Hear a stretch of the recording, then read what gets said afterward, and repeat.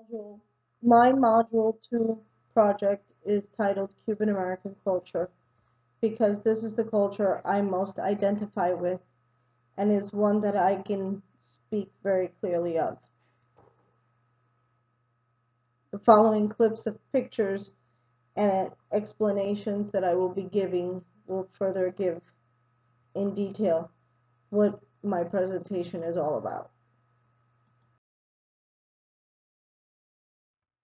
As Cubans arriving in America, so Cubans to Cuban American, most Cubans in the early 60s that had arrived in this country were, you can say, very patriotic of Cuba. They were very proud of being Cuban. Unfortunately, after socialism, many that fled the country and arrived in America, in the States, felt the oppression or so a negative response to their arrival, and being so was because of their underlined nationalist behaviors, but fortunately have quickly realized that what they were trained as a socialistic country, which it is now, unfortunately, they were quickly to respond and adapt to a certain way and have worked on their traits to be more blended, as we can call it, into this country.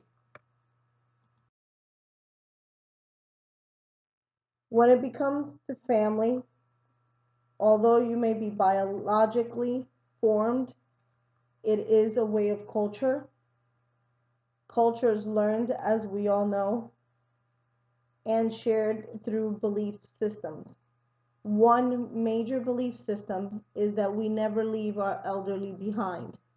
We do not place them in homes, we actually care for them.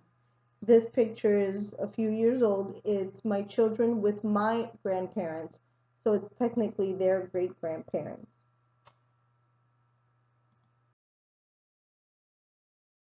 Family gatherings, as you can see here, are very, very much prominent in our culture.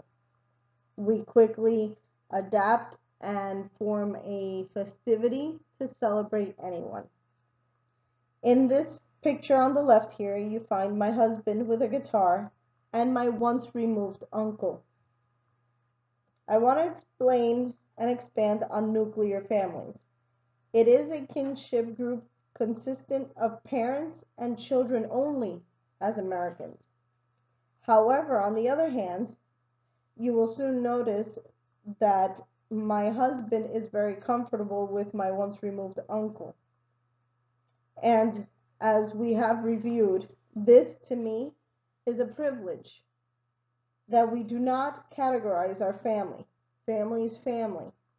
We see our once removed, our fourth, fifth, and sixth cousins as our direct family. We still struggle with seeing our family nucleus as our spouse and our children only.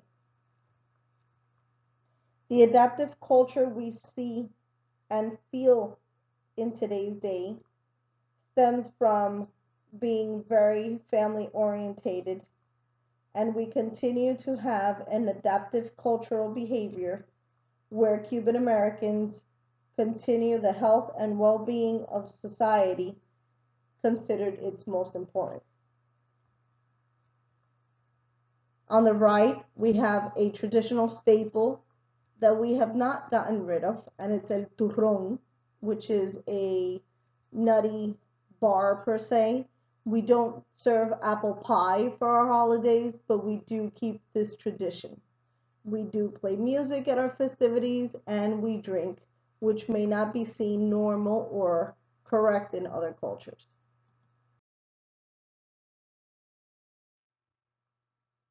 For Cuban Americans, it's interesting to adapt our certain traditions or our certain meals with that of the general American population.